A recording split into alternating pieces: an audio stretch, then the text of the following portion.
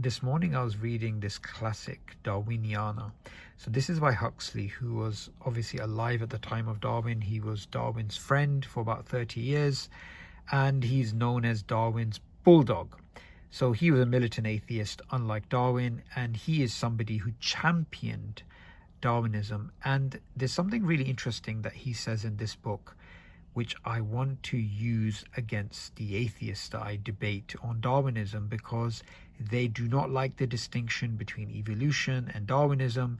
Funnily enough, this distinction is not just something made in the 21st century or the 20th century. It goes back to the 19th century. Yes, Huxley himself, funnily enough, in this book makes a distinction between evolution, which is an old idea, and between Darwinism. And in fact, this book, which is published in 1902, after Darwin passed away, you will find that right in the beginning. Okay, so firstly, let's speak about what Darwinism is, right? The Darwinian hypothesis. The hypothesis of which the present work of Mr. Darwin is but the preliminary outline may be stated in his own language as follows. Species originated by means of natural selection or through the preservation of the favored races in the struggle for life. So that's Darwinism. However, in the preface, what you find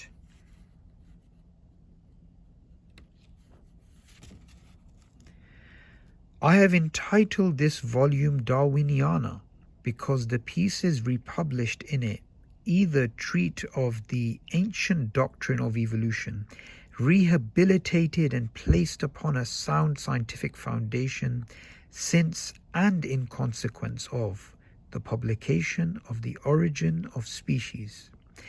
So clearly here he is speaking about the ancient doctrine of evolution. Now, the ancient doctrine of evolution, we are not referring here to the Lamarckian evolution, which goes back decades before Darwin.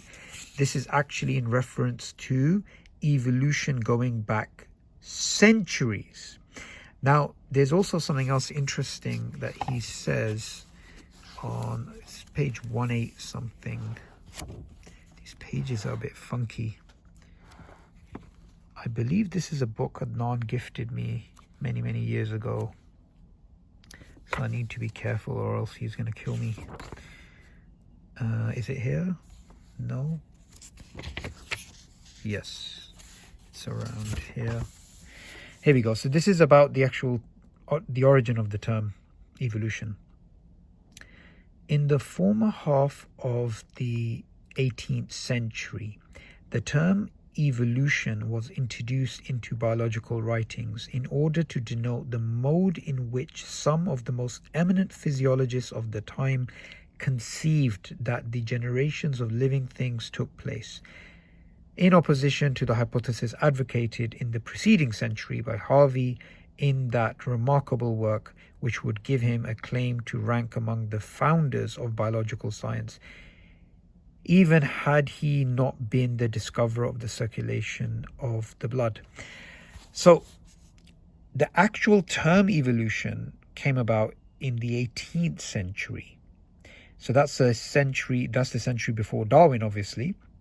However, the idea of evolution, the actual concept of evolution, the concept of biological change over time, is something which is ancient according to Huxley. And this goes back not just centuries, but in fact we can take it back at least 2,000 years, all the way back to the Greek thinkers of the ancient world, and also the Indus Valley civilization, and of course other civilizations as well. So just wanted to reiterate, there is a clear distinction between Darwinism and evolution.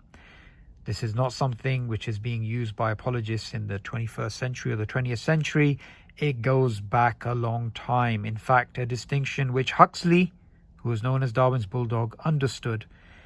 So when we are debating atheists and they're using the fallacy of equivocation in their arguments, we can use a counter argument using the linguistic meaning of Darwinism and evolution, and we can also go to historical accounts to back up our story. So I hope you enjoyed this little adventure into the history of Darwinism, and I'll be looking forward to, inshallah, making more videos into the origin of some of these debates.